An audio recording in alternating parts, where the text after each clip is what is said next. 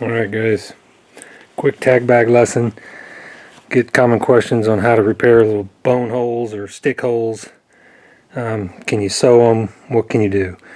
I'm going to show you. Best thing that I've seen so far are Sil nylon patches. You can find that at REI, but Gear Aid makes this obviously. I'm using gray today so you can see gray on white, but you can also buy white Sil nylon patches, and I'll show you how that works. Find your hole.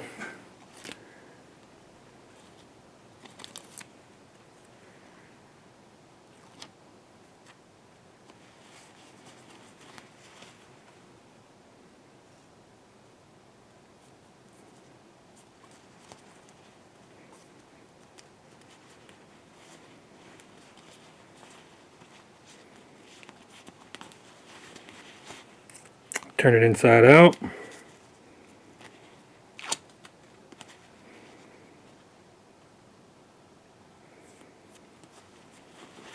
You don't have to do both sides, but might as well keep those threads from tearing in the future. There you go. Done, son.